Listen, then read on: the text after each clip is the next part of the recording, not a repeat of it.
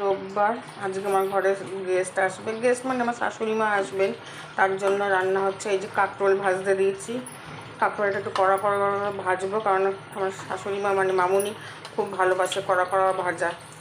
কাঁকরোল ভাজা হবে। এইদিকে চিকেনের মশলাটা ভেজে রেখেছি, বাটবো। এইদিকে ডাল সেদ্ধ হচ্ছে, মুগ ডাল।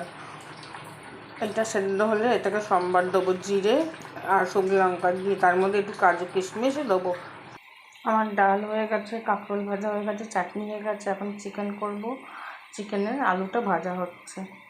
চিকেনের আলু ভেজে নিয়ে মশলাটা তেল গরম করে তার মধ্যে একটু চিনি ফোড়ন দিয়েছি, দিয়ে যে মশলাটা বেটেছি, ভাজা পেঁয়াজটা ভেজেছি, রসুন ভেজেছি, লঙ্কা আর পেঁয়াজ দেওয়ার আগে তেলের মধ্যে গরম মশলা ফোড়ন দিলাম, সব শুদ্ধ ভেজে নিয়ে একটু ঠান্ডা করে মিক্সিতে বেটেছি। মিক্সিতে এই পেস্টটা হওয়ার পর দুটো টমেটোকে একবার চালিয়েছি, আধা আধা কাঁচা আধা আধা পেস্ট হয়েছে।